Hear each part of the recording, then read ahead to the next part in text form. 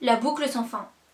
Je me suis toujours imaginé une chose, avoir le pouvoir de réaliser tous mes souhaits, imaginer, rêver et que tout devienne réalité. Mais je n'ai jamais vraiment su ce que je voulais au plus profond de mon cœur, et je pense que je ne le saurai sûrement jamais. Cependant, un événement particulier m'obligeait à réfléchir à ce que je voulais à tout prix. Je sais que cela paraît fou, et comprenez ma surprise lorsque j'eus l'opportunité de pouvoir réaliser un vœu, n'importe lequel. Toi, qui écoutes ce texte, tu as forcément une idée derrière la tête. Tu rêves forcément de quelque chose, n'importe quoi. Mais cela n'est pas mon cas. Cela montre peut-être une forme d'inégalité, que ce soit moi qui ai eu cette opportunité, moi qui n'avais pourtant rien espéré. J'étais l'homme sans rêve à qui l'on offrait l'impossible.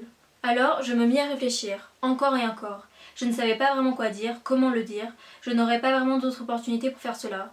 Il y avait bien quelque chose que j'aimais plus que tout, réponse bien banale qui est sûrement presque la même pour tous, mes proches. Ils me vinrent à l'esprit après quelques minutes de réflexion. Je n'étais rien sans eux, et mon seul désir était de rester pour toujours à leur côté. Je réfléchissais longuement dans ma tête en essayant de formuler des souhaits. Je ne veux ne jamais perdre ma famille. Je veux que ma famille et moi nous devenions immortels. Je ne veux jamais qu'ils meurent. Je ne trouvais pas des formulations qui englobaient mon souhait complet. Mais finalement, qu'est-ce qui menaçait tout? La vieillesse, la maladie, les départs? C'était tout simplement le temps. C'était lui qui contrôlait la vie de chacun, lui qui décidait de qui restait et de qui partait. Il était le seul détenteur de la plume qui écrivait la vie de chacun. Alors, je décidai de prononcer ces mots. Je souhaite que plus jamais le temps n'avance. À ce moment-là, je ne connaissais pas une information. Les génies aiment bien interpréter les souhaits à leur façon pour rendre cela beaucoup plus amusant pour eux. Mon souhait ne fut alors pas exaucé comme je l'aurais espéré, mais je ne le savais pas encore. Lorsque j'exauçai mon vœu, il devait être 1h15 du matin, mais je me souvenais de chaque détail. Je ne réussis donc pas à m'endormir avant 4h du matin. Et quand je réussis, je m'endormis avec un sentiment de plénitude et un sourire large apparut sur mon visage. Je me suis longtemps demandé pourquoi avais-je prononcé cela, de cette manière, et je ne saurais sûrement jamais. Le lendemain matin, la routine commença. J'entendis le réveil retentir comme un écho dans l'ensemble de ma chambre. Chaque matin, ce bruit me mettait d'une humeur effroyable, mais je n'y pouvais rien. Il devait sonner, je n'avais pas vraiment le choix. Je me levai après quelques minutes pour bien me réveiller, arrivai devant la fenêtre et ouvris en grand les rideaux. Sur mon bureau, le papier de la veille m'indiquant les instructions me permettant de faire mon vœu. Sans lui, j'aurais pensé avoir rêvé. Il était la seule preuve que je n'étais pas devenu fou. Ce jour-là était radieux. Les rayons du soleil régnaient désormais dans l'ensemble de la chambre et provoquaient une sorte de chaleur, réchauffant agréablement mon visage. Je pris quelques minutes pour savourer ce bref moment, mais la vie reprit son cours. J'allai dans la cuisine et mangeai mon petit déjeuner, me lavai les dents, m'habillai simplement, pris mes affaires et partis en voiture. En allant au travail, je tombais dans les embouteillages, comme chaque matin. En écoutant cette musique Time de David Bowie, en fond me fit penser. Je commençai à chantonner les seules paroles que je connaissais, comme tout le monde. Tout en fredonnant, je pensais à la veille et à mon vœu. N'était-ce qu'une illusion, un mirage? J'avais finalement tout inventé, mais tout paraissait si réel, et ce papier le prouvait. Après presque une quarantaine de minutes à attendre, j'arrivai enfin à mon bureau. Je regardais autour de moi, rien n'avait spécialement changé. Je travaillais normalement comme si de rien n'était. Le midi, je mangeais le repas que je m'étais préparé la veille. Je déjeunais seule comme à mon habitude. J'appelais mes proches pour savoir s'ils allaient bien, si mon vœu avait une quelconque importance. Tout le monde allait bien. Je repris donc le travail à la normale, et le soir vers 18h j'arrivais chez moi après avoir été 1 heure dans les embouteillages. Je réfléchissais. Je ne voulais rien oublier de cette fameuse soirée, aucun détail qui pourrait me sortir de la tête. J'étais sûre que ce n'était pas un rêve, et je devais le mettre sur papier. Je commençais à écrire.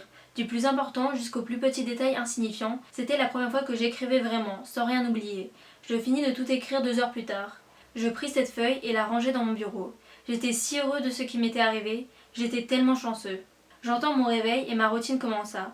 La journée fut plutôt simple, comme une routine sans fin. Ce papier sur mon bureau est la preuve que je n'ai pas rêvé. J'écoute cette musique de David Bowie, elle me fait penser à ce qu'il s'est passé la veille. Je trouve ça fou, j'ai pu réaliser mon rêve. En rentrant, je commence à écrire sur ce qui m'est arrivé lors de cette nuit, mais au moment de la ranger dans mon bureau, une autre feuille se trouve déjà à l'intérieur. Je prends cela sur le coup de la fatigue et que je ne me souviens tout simplement pas d'avoir fait un brouillon. Je range ma feuille sur mon brouillon.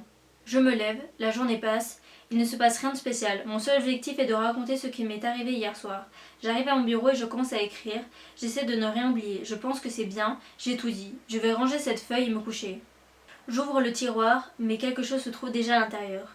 Je sors de feuilles dont je n'ai aucun souvenir, je les lis et je relis ce que je viens d'écrire.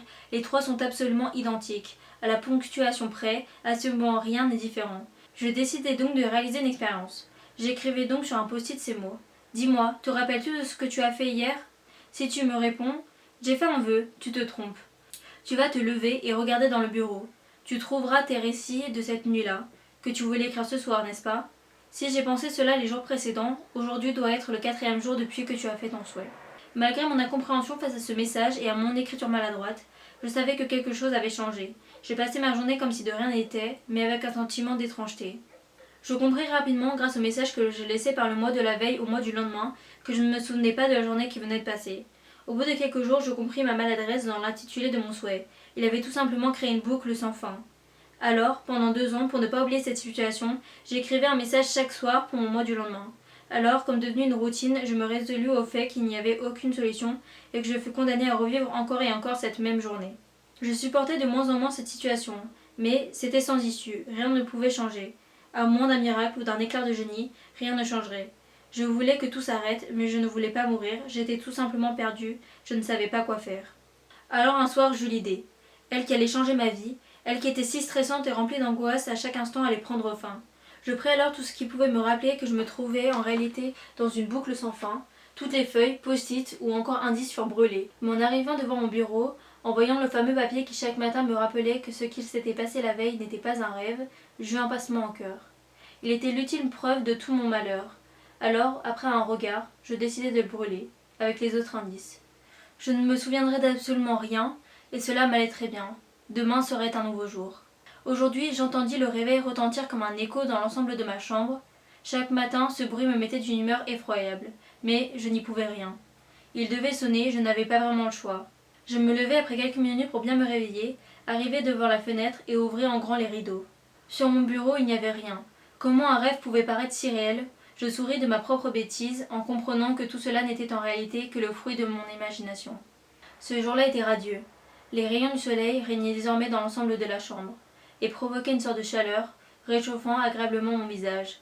Je dormis si bien, comme si depuis longtemps je n'avais pas été aussi heureux.